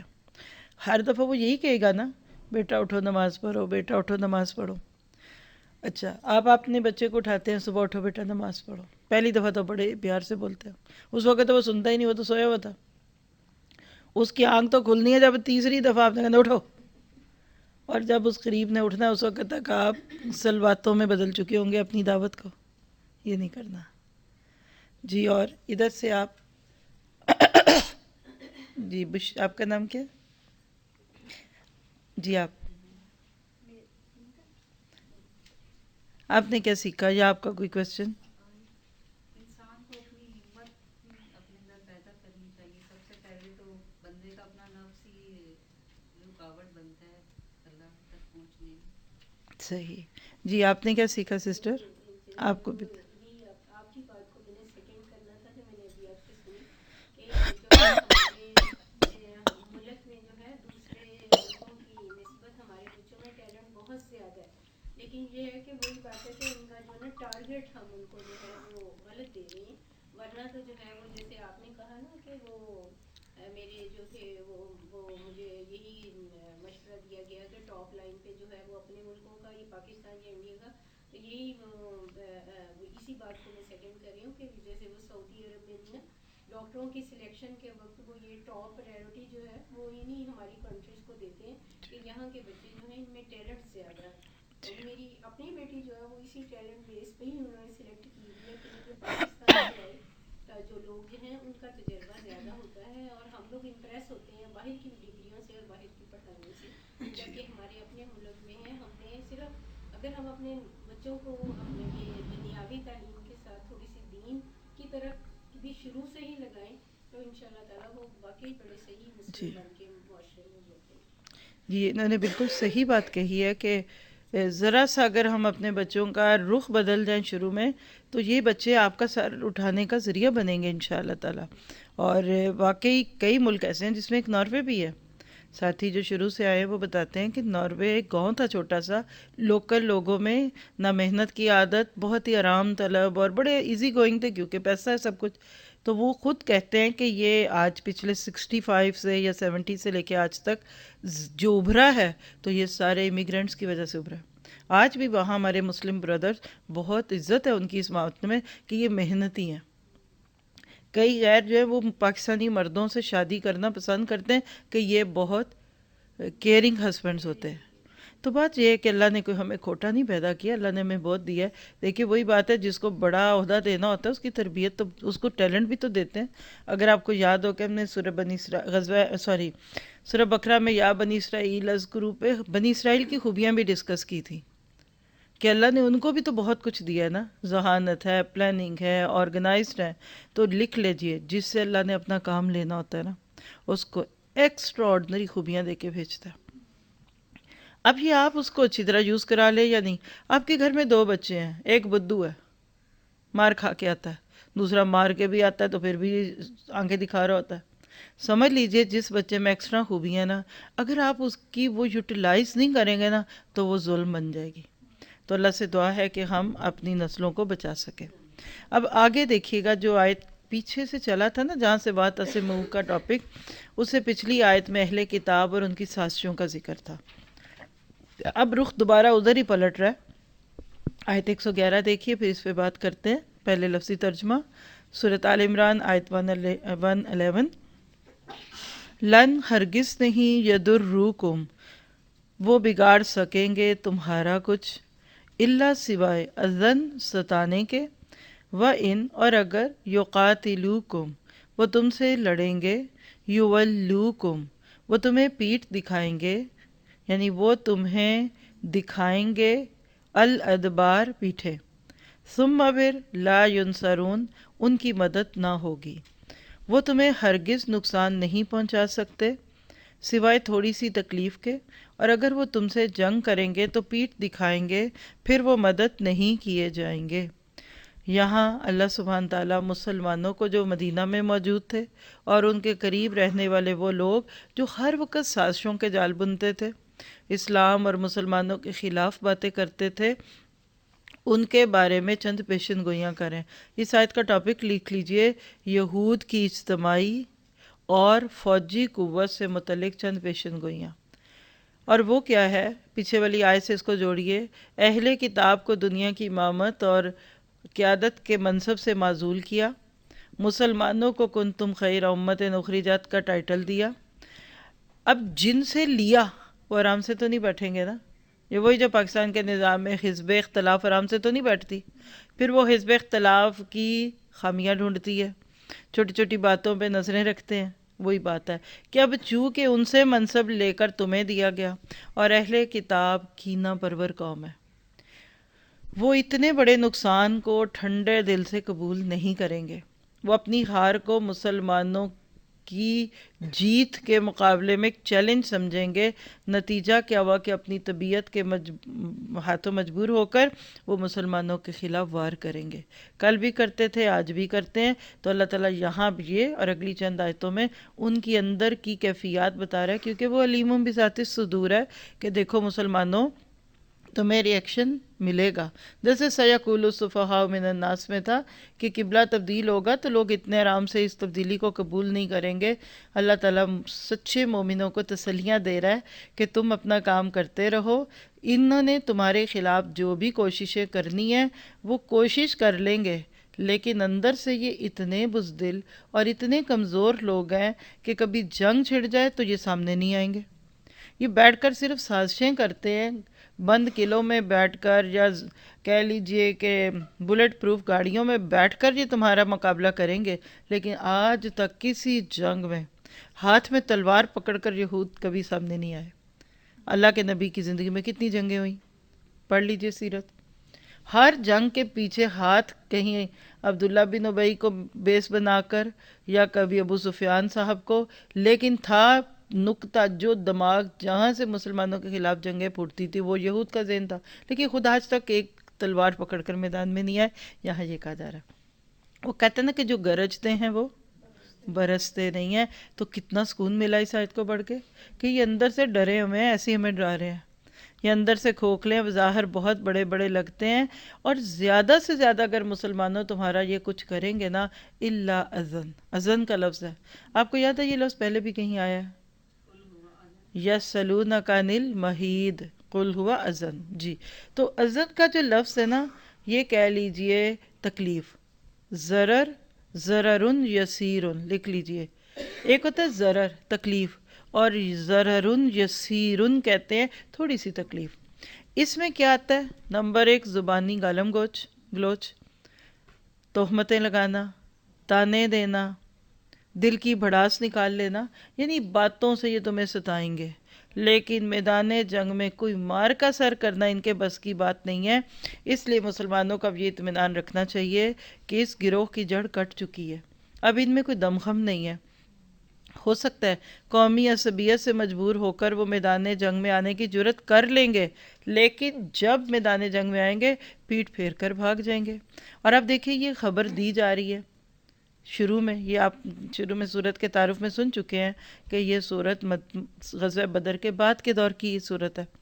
اور آگے دیکھیے کہ یہ بات اتنی سچی ہوئی کہ غزوہ بدر سے واپسی پر سب سے پہلے یہود کا ایک قبیلہ بنو قینقاع، انہوں نے اپنا یہ کہہ لیجئے کہ بغض مسلمانوں کے سامنے پیش کیا. مدینہ میں سونے کا سارا کاروبار یہود کے ہاتھ میں تھا. ایک مسلمان عورت زیور لینے کے لیے کسی دکان پر گئی، وہاں انہوں نے کوئی ایسی چھچوری حرکت کی کہ عورت کا سطر کھل گیا. اللہ کے نبی صلی اللہ علیہ وسلم کا نام لے کر اس نے کھڑے ہو کر دہائی دی کہ او مسلمانوں آؤ میری مدد کرو. بس اس کے بعد کیا ہوا؟ جنگ لگی، غزوہ بنو نذیر اگر آپ نے نام سنا ہو، اور وہاں ایک مسلمان کے ہاتھ سے ایک یہودی مارا گیا. اتنا بڑا انہوں نے ایشو بنا دیا. اللہ کے نبی آئے اور پھر ان کو سمجھانے کی کوشش کی کہ دیکھو قریش تم سے زیادہ طاقتور تھے، لیکن اللہ نے جب ان کے ہاتھوں ہمیں فتح دی بدر میں تو تم بچ جاؤ. انہوں نے کہا نہیں نہیں، وہ تو ایسے تھے، یہ تھے، ہمارے پاس تو ہتھیار بہت ہے. قصہ مختصر کہنے کا مراد کیا ہے کہ جتنی جنگیں ہوئیں، یعنی بدر کے بعد، احد کے بعد براہ راست بھی یہود سے جنگیں ہوئی. بنو قریظہ یہود کے ساتھ تھی، بنو نذیر یہود کے ساتھ تھی، غزوہ مریسی پہ جو بعد جنگ ہوئی وہ بھی پیچھے یہود تھے. ہر جنگ میں یہ جو اللہ کی دیوی پیشن گوئی تھی یہ بالکل منوان سچ ثابت ہوئی. حتیٰ کہ عبداللہ بن ابی اگر منافقانہ کردار ادا نہ کرتا تو یہود کی جو تھوڑی بہت عزت تھی وہ بھی ختم ہو چکی ہوتی. تو یہاں یہی بات ہے کہ کس طریقے سے غزوہ بنو نذیر کے موقع پہ اور بڑی جنگوں کے موقع پہ انہوں نے باتوں کے جال بنے. اللہ کے نبی کی بیوی پہ تہمت لگائی مریسی سے واپسی پہ، حضرت عائشہ پہ، لیکن سامنے آ کر نہیں بات کی. کچھ لوگ ایسے ہی ہوتے ہیں، صرف بیٹھ کر غصہ کرتے رہتے ہیں لیکن عملی طور پہ پیچھے ہوتے ہیں. تو آج بھی اللہ کا یہی بات ہے، آج بھی یہ بزدل قوم ہے، لیکن مسئلہ کیا کہ ہم اس سے زیادہ بزدل ہو چکے ہیں. وہ تو آرگنائزڈ ہیں اور بہت کوشش اپنے کاموں کو وقت پہ کرنے لیں، ہم ہر چیز میں ڈیلی ڈیلی کا شکار ہیں. تو پوری مثالیں آپ کو اس وقت لکھا سکتی ہوں. مدینہ میں اللہ کے نبی کا جہاں براہ راست یہود کے ساتھ معاملہ ہوا، عہد شکنی ہوئی. غزوہ بنو قریظہ میں کیا ہوا؟ ان کو ان کے عہد شکنی کی سزا ملی. غزوہ خندق میں کیا ہوا؟ سارے قبیلے باہر تھے جن سے خندق کھودی گئی، ایک قبیلہ بنو قینقاع نام کا چھوٹا سا مسلمانوں کے ساتھ تھا، انہوں نے آ کر پیچھے مسلمانوں کی عورتوں پہ ہاتھ اٹھانا شروع کر دیا. تو کیا پتہ چلا کہ جس قوم کا یہ معاملہ ہو پھر ان سے ڈرنے کی ضرورت نہیں ہوتی. یہ ایسی عورتوں والی باتیں ہیں، بیٹھ کے باتیں کرتے رہنا، تانے دینا، اور کہیں جانا پڑے تو بات بھی نہ کر سکیں. تو اللہ کا یہ وعدہ کہ ثم لا ینصرون، پھر ان کی مدد نہیں ہوگی، یہ مدد نہیں دیے جائیں گے. دیکھیے مسلمان کے پاس کوئی خوبی نہ بھی ہو نا، ذرا سا بھی گن نہ ہو، لیکن اللہ کی مدد تو ہمارے پاس بہت بڑا ایک ہتھیار ہے نا. اصل بات یہ ہے کہ فضائے بدر پیدا کر، فرشتے تیری نصرت کو. آج بھی فرشتے تیری مدد کو پورا آسمانوں سے اتر سکتے ہیں. تو اس میں تسلی ہے. اس آیت کا خلاصہ کیا ہے کہ آج کے گئے گزرے دور میں کمزور ایمان والے مسلمانوں کو بھی اللہ تعالیٰ اس میں تسلی دے رہے ہیں کہ زیادہ فکر نہ کرو. دیکھیے ہر وقت ہم ہولتے نہیں رہتے، ادھر جنگ اسرائیل میں یہ ہو رہا ہے فلاں میں، کچھ بھی نہیں ہوگا. آپ سیدھے ہو جائیں، ہم اپنے آپ کو سیدھا کر لیں. دیکھیے پھر اللہ تعالیٰ کی مدد کیسے آتی ہے. صرف بات وہی ہے، اپنا گھر سیدھا کر لو، اپنا کردار سیدھا کر لو، اللہ تعالیٰ تمہاری مدد کرے گا. اب اگلی جو آیت ہے وہ ذرا سی طویل آیت ہے، لیکن اس کو پڑھنے کے بعد آپ کو اور بھی زیادہ دل کا سکون اور خوشی ملے گی کہ یہ باتیں جس کو ہم ان کی سوچ کر ہر وقت پریشان ہوتے رہتے ہیں، تو اللہ کے حکم سے اس میں کچھ نہیں. دیکھیے گا ترجمہ، آیت نمبر 112. دوری بت مار دی گئی، علیہم ان پر، الذلۃ ذلت، اینما جہاں کہیں، ثقفوا یہ پائے گئے، یعنی ان کا مقدر ذلت ہی بنی. یہ جہاں کہیں بھی پہنچے ان کا پیچھا ذلت نے کیا، یہ کہہ لیجئے. چلیے وہ کیسے تھا وہ بعد میں دیکھیں گے. اللہ سوائے، بحبل اس عہد کے، من اللہ اللہ سے، یا پھر پناہ لکھ لیں. حبل پناہ کو بھی کہتے ہیں، یعنی یا تو پناہ تھی اللہ کی، و حبل یا پھر اس عہد کا مطلب پناہ کا عہد جو من الناسی لوگوں سے تھا. کیا ہوا؟ وباء اور وہ لوٹے، بغضب غضب کے ساتھ، من اللہ اللہ کے، وضربت اور چسپاں کر دی گئی، علیہم ان پر، المسکنۃ محتاجی. ذالک یہ، بینہم اس لیے ہے کہ وہ، کانو تھے، یکفرون وہ کفر کرتے یا انکار کرتے، بآیات اللہ اللہ کی آیتوں کا، ویقتلون اور قتل کرتے تھے، الانبیاء انبیاء کو نبیوں کو، بغیر حق نا حق. ذالک یہ، بما اس لیے کہ عصوا انہوں نے نافرمانی کی، وکانو اور تھے وہ، یعتدون حد سے بڑھ جاتے. ایک سٹریچ میں سنیے گا، یہ جہاں بھی پائے گئے ان پر ذلت کی مار ہی پڑی. کہیں اللہ کے ذمے یا انسانوں کے ذمے میں پناہ مل گئی تو یہ اور بات ہے. یہ اللہ کے غضب میں گھر چکے ہیں، ان پر محتاجی اور مغلوبی مسلط کر دی گئی ہے، اور یہ سب کچھ اس وجہ سے ہوا ہے کہ وہ اللہ کی آیات سے کفر کرتے رہے اور انہوں نے پیغمبروں کو ناحق قتل کیا، اور یہ ان کی نافرمانیوں اور زیادتیوں کا انجام ہے. یعنی اس کا جو غلط کام کیے اس کا انجام یا اس کا نتیجہ کیا ہوا کہ انہوں نے یہ کام غلط طریقے سے کیا، تو اللہ نے ان کو رکھا. کیا پتہ چلا کہ یہاں دوریبت مار دی گئی. یہ اللہ کا فیصلہ مجہول ہے، جس کو آپ پیسو وائس بھی کہہ سکتے ہیں. دیکھیے ایک ہوتا ہے کوئی کام کرنا اور ایک ہے کسی کام کا ہو جانا. یعنی ان کی بدخصلتیوں کی وجہ سے اللہ نے ان کے مقدر میں ایک لفظ لکھ دیا تھا اور وہ ذلت تھی. سورۃ بقرہ میں 2 دفعہ یہ آیت آتی ہے، وَبَاءُ بِغَضَبٍ مِّنَ اللَّهِ، یا ضُرِبَتْ عَلَيْهِمُ الذِّلَّةُ وَالْمَسْكَنَةُ کا لفظ وہاں آتا ہے. یہاں آپ تھوڑا سا اس موضوع کو سمجھیں. کردار کی خرابیاں ذلت کو لاتی ہیں. جس لڑکے کو، لڑکی کو، مرد کو، عورت کو، کسی کو بھی سوچ لیں، بری خصلتیں پڑ جاتی ہیں نا، وہ بد نظری ہے، بد کلامی ہے، کچھ اور بھی ہے، آخر کار اس کا انجام ذلت ہے. یہاں اجتماعی کمزوریاں جو اس گروہ میں آ چکی تھی اس کو سامنے رکھ کے اللہ نے کیا رکھا. اس آیت کا ٹاپک لکھ لیجئے، قوم یہود عبرت کا نمونہ. اور آپ کو مجھے کیوں سنایا جا رہا ہے کہ وہ برے کردار کے حامل تھے، کینہ، بغض، حسد، رقابتیں، تو ان پہ ذلت پڑی، تو مسلمانوں تم پہ بھی پڑے گی اگر تم بھی ایسے ہو جاؤ گے. کیسے اللہ تعالیٰ نے ایسے گروہ کا نام لے کر آپ کو مجھے سکھا دیا کہ جو وہ کرتے تھے وہ تم نہ کرنا.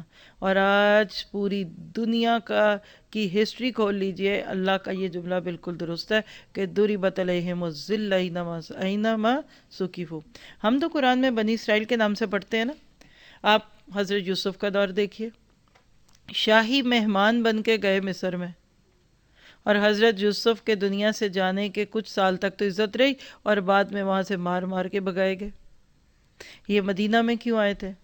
مارے پڑی ادھر سے ادھر دشمنی ہے، ان کو اتنا مارا گیا، بالآخر مدینہ نام کے گمنام بستی میں آ کے انہوں نے بنا لی. ٹیٹس کا دور کر لیجئے، اور کچھ نہیں تو ہولوکاسٹ کدھر ہے؟ جرمنی میں نام نہیں لے سکتا کوئی اس لفظ کا. ہٹلر لفظ گالی لگتا ہے لوگوں کو. ایک دور ایسا دنیا میں گزرا کہ لفظ یہود ایک گالی تھی. کسی کو ظلم اور بربریت اور اس طرح کی حرکتوں میں دیکھتے تو یہ دیتے، یہ تو آج تھوڑی سی عزت ہے کیونکہ بحبل من اللہ. یہ تھی پہلی حبل. لکھیے، بہت اہم نکتہ ہے. این ضربت علیہم الذلۃ اینما ثقفوا، یہ بات تو سمجھ آ گئی. تاریخ ہے، دور سے ہمیں لگتا ہے کہ یہ بڑی باعزت قوم، بڑی معروف، قریب جائیں ان کا نام نہیں کوئی لینا پسند کرتا.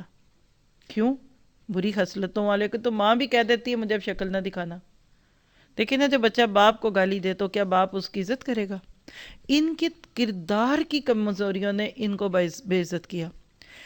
اس بے عزتی سے نکلنے کے دو رستے آپ کے سامنے لکھے ہوئے ہیں. الا بحبل من اللہ، یہ کیا ہے؟ مسلمان ہو جاتے. وَاعْتَصِمُوا بِحَبْلِ اللَّهِ جَمِيعًا کی طرح اس رسی کو پکڑ لیتے، مسلمان ہوتے، نبی صلی اللہ علیہ وسلم کو نبی مان لیتے. تو یہ تو ہوا نہیں. تو آج کیا ہے؟ وَحَبْلِ مِنَ النَّاسِ، یا ان کو لوگوں کی طرف سے کوئی سہارا ملے. نبی صلی اللہ علیہ وسلم کے یہود پہ یہ لفظ آتا ہے تو عبداللہ بن ابی وہ دیوار تھی جس کو ٹیک لگا کر یہ کھڑے ہو جاتے تھے. انہوں نے سمجھ لیا نا کہ یہ شخص بھی دل کا کھوٹا ہے، اور دیکھیے وہ کہتے ہیں نا کہ لائک مائنڈ تھنگس ٹوگیدر. اس کی بھی بری عادتیں تھی، ان کی بھی تھی. ان کو لگا کہ یہ بندہ ہماری زبان بن سکتا ہے. آپ لکھ لیں ایک جملہ، مدینہ میں عبداللہ بن ابی یہود کی زبان تھی. اپنے اوپر ساری باتیں لے لیتا تھا، کہتا تھا بس تم مجھے سپورٹ کرو، مجھے سونا دو، مجھے ہتھیار دو، میں کھڑا ہوں. حالانکہ اس نے بھی ان کو غدری کیا، دھوکے دیے. اور آج کیا ہے؟ بڑی سپر پاورز، نام نہیں میں لیتی، آپ خود ہی جانتے ہیں.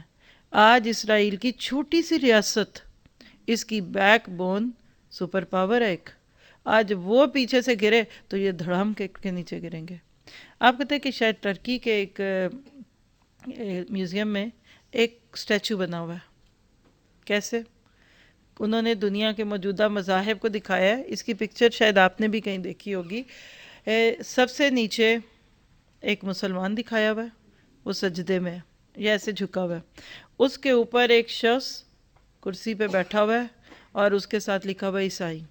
یعنی آج مسلمانوں کو لتاڑا جا رہا ہے کیسے کہ نیچے مسلمان، اس کے اوپر عیسائی، اور اس کے اوپر ایک شخص کا اسٹیچو کھڑا کیا ہوا ہے اور وہ یہودی کا سمبل ہے. تو کہتے ہیں کہ ایک دفعہ اس کیا کہتے ہیں کہ میوزیم کو دیکھنے کے لیے آنے والوں میں سے ایک شخص جو یہودی تھا، وہ اس کو دیکھ کر کانپنے لگ گیا یا تھوڑا سا پریشان ہوا. لوگوں نے کہا کہ تم کیوں ڈرتے ہو؟ دیکھتے نہیں یہودی تو سب سے اوپر ہے ماشاءاللہ، یعنی دنیا میں سو کے چھائے ہوئے ہیں. ان کی نیچے بیس نصارہ ہے، بڑی طاقتیں، اور مسلمان تو بیچارے ہر جگہ پس رہے ہیں. تو اس نے کہا میں یہ سوچ کے کانپ رہا ہوں کہ جس وقت یہ مسلمان کھڑا ہوگا تو ہم کدھر جائیں گے. وہ اوپر کے دونوں گریں گے. آج ہمیں کھڑا ہونے کی ضرورت ہے.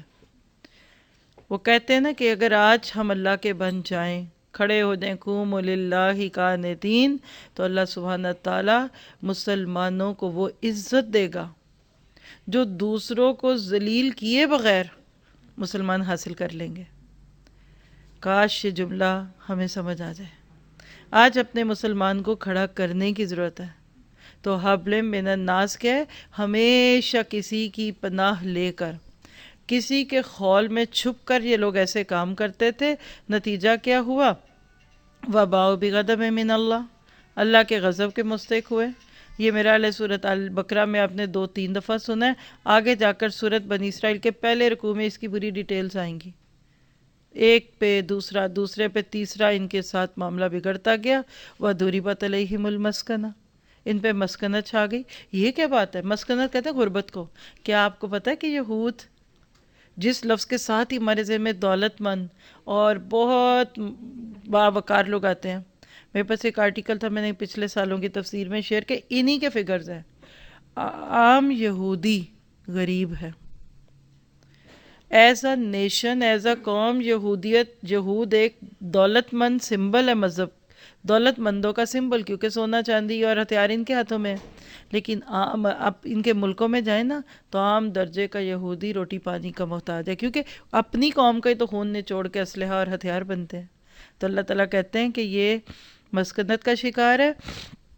ذالک بانہم کانوا یکفرون بآیات اللہ. جرم یہ لکھا ہوا ہے. نمبر 1 جرم. دیکھیے اگر کل ان کا یہ جرم ان کے اوپر غضب اور مسکنت ڈال گیا تو آج ہم مسلمانوں پہ یہ بات نہیں آئے گی. پہلا جرم کیا ہے کہ انہوں نے اللہ کی آیتوں کا کفر کیا. اور آیت کا کفر کون کرتا ہے؟ جو پہلے اس کو مانتا ہے پھر عمل نہیں کرتا یا ماننے کا انکار کرتا ہے. دوسرا ان کا جرم کہتا ہے وَيَقْتُلُونَ أَنْبِيَاءَ بِغَيْرِ حق. نبیوں کو قتل کیا. آج مبلغین ہے نا، ان کے سامنے انبیاء تھے. اللہ کے نبی نے کہا کہ بنی اسرائیل کے انبیاء امت مسلمہ کے علماء کے ساتھ اس کا تقابل کیا گیا. آج دین کی تبلیغ کرنے والوں کی دشمنی ہے تو کل انبیاء کرام کی تھی. اور تیسرا جرم دیکھیے ذالک بما عصوا، نافرمانیاں. سود ان کی کتاب کہہ لیجیے تورات میں حرام تھا. آج لگتا ہے کہ سود کا سارا سمبل ہی یہ قوم بن گئی. زنا، آپ کو لگتا ہوگا کہ مسلمان ہو کے مشکل میں پڑھ کے کچھ بھی نہیں کر سکتے. یہودیت، آپ میرے پاس ایک بک لکھی ہوئی ہے، اس کے اندر آپ ایک جملہ پڑھ لیں. تورات میں زنا کرنے والی عورت کے لیے بہت برا لفظ بولا گیا، حرام تھا. جیسے آج ہمارے شراب حرام ہے، ان کی کتاب میں حرام تھی. خنزیر ہمارے حرام ہے، ان کے حرام تھا. زنا، شراب، کباب، جو کچھ آج ہماری شریعت میں حرام ہے یہ سب یہودیت میں بھی حرام تھا. لیکن ہوا کیا کہ جب بدل نہیں سکے، روک نہیں سکے نفس کو، تو حکموں کو بدل دیا. If you can't beat them, adopt them. انہوں نے اپنی کتابوں کو بدل لیا. اور آج اگر ہمارے مسلمانوں کو دیکھیں تو کوئی غیر جو قرآن کو نہ جانتا وہ کیا کہے گا؟ کھلے بال لے کے باہر گلیوں میں پھرنا مسلمان عورتوں کے لیے جائز ہے، کیونکہ اس کو وہ زلفیں لہراتی ہوئی لڑکیاں دکھتی ہیں. ٹائٹس پہننا مسلمان عورتوں کے لیے حلال ہے. ٹخنے کھولنا مسلمان عورتوں کے لیے حلال ہے. جسم کھولنا حلال ہے. سچ بتائیے، جس نے قرآن نہیں پڑھا، اسلام کا ایک لفظ نہیں جانتا، چلتی پھرتی مسلمان کو دیکھ کر کہے گا یہ جائز ہے. آج کے مسلمان مرد کو دیکھ کر وہ جو اس کو دیکھتا ہے وہ شریعت بنائے گا.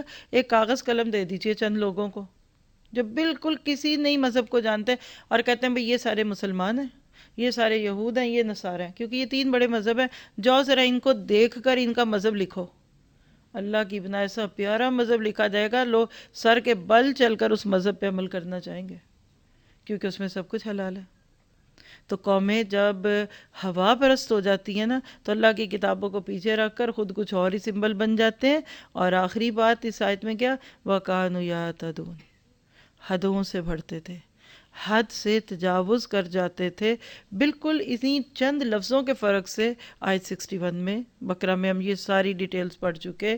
نتیجہ کیا نکلتا ہے کہ آپ کو مجھے اس سارے آئینے میں خود کو دیکھنا ہے.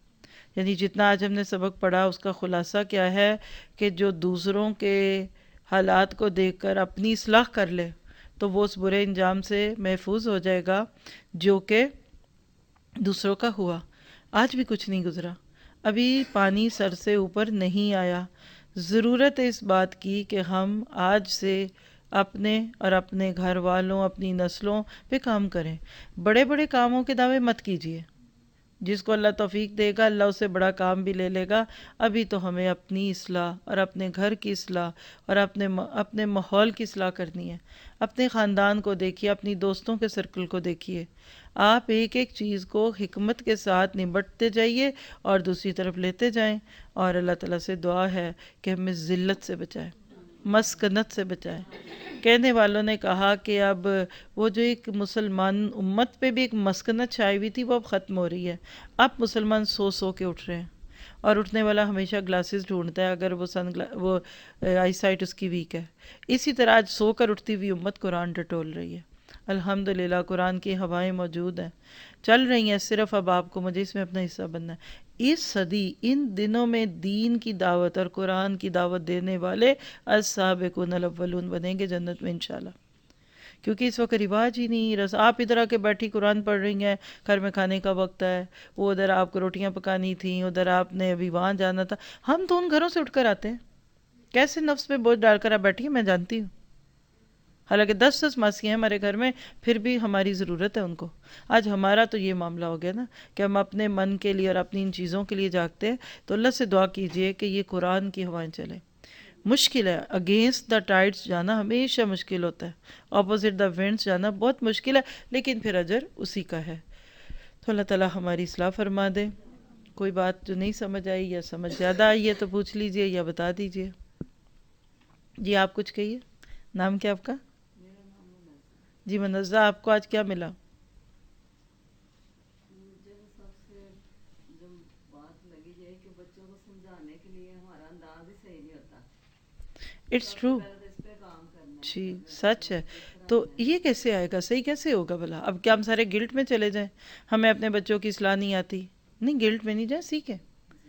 آپ دیکھیے جو میں نے آپ کو کورس کا ریفرنس دیا نا، 10 دن کا کورس تھا جو میں بھول نہیں رہی. ایک پورا دن صرف بچوں کو، ٹین ایجرز کو دعوت دینے کا طریقہ تھا. اس کا ایک پورا ٹاپک ہے.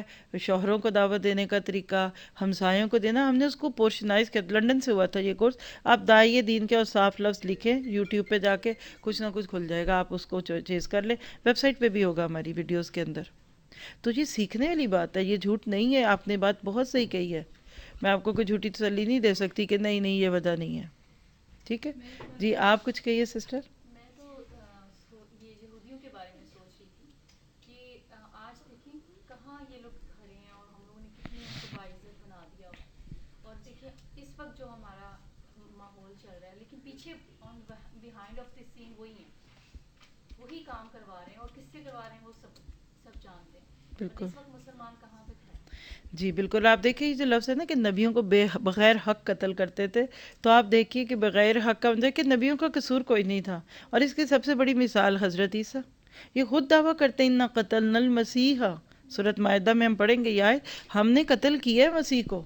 جو قوم اپنی زبان سے دعویٰ کرے کہ ہم نے انبیاء کو قتل کیا ہے، تو اگر قرآن کہتا ہے کہ انبیاء کو بغیر حق قتل کرتے تھے تو کیا یہ غلط ہو سکتا ہے؟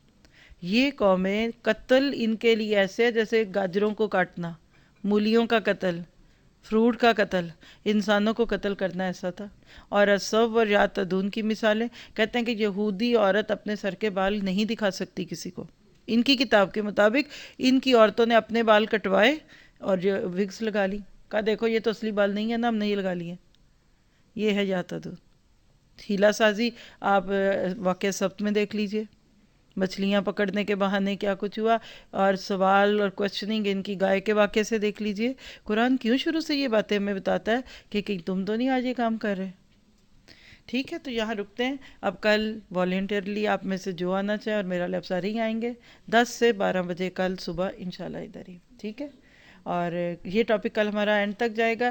نیکسٹ منڈے کا بھی ٹاپک آپ کو بتا دیتی ہوں، آپ نیٹ سے سن سکتے ہیں کیونکہ مجھے پتا ہے آپ میں سے کوئی وہاں تک نہیں جا سکے گا فی الحال. تو ہمارا ٹاپک ہوگا غزوہ احد، اسباق اور مورلز. یعنی غزوہ احد ہمارا پورا ویک ٹاپک چلے گا، اور آپ لوگوں کے لیے خاص طور پہ میرے گمان کے مطابق بہت ہی فائدہ مند ہوگا. گھروں سے سنیے سب مل کر. نورین اگر آپ سیٹنگ کر کے اگر کسی جگہ سننا چاہیں تو آپ نیٹ کے تھرو گھر سے سن لیجئے، اور وہ جو بھی اس کی سیٹنگ ہوگی فلائر آپ کو مل جائے گا، فائدہ اٹھا لیجئے انشاءاللہ تعالی. ٹھیک ہے. آج بھی ایک درس ہے سکھ چین میں. درس نہیں ہے بلکہ وہ بھی تفسیر ہے سورۃ مائدہ. کل جاء الحق کا، حق آ گیا اور باطل چلا گیا. تو آج 3 بجے میں نے یہاں سے ادھر ہی جانا ہے تھوڑی دیر بعد. تو آپ میں سے جو جائے، وہ تو دور نہیں ہے، میرا خیال ہے بہت قریب ہے. آپ میں سے کسی کو رائڈ کا پرابلم ہے تو بتا دیجئے، گاڑی میں جگہ ہوگی، آپ لوگوں کو لے جائیں. آپ نورین ان کو میسج بھیج دیجئے. ٹھیک ہے. آپ لوگ آپ کے پاس اس کا فلائر ہے تو گروپ میں ڈال دیتے ہیں، جو فائدہ اٹھا سکے وہ اٹھا لے. ٹھیک ہے. سبحانک اللہم و بحمدک، اشہد ان لا الہ الا انت، استغفرک و اتوب الیک. السلام علیکم و رحمۃ اللہ وبرکاتہ.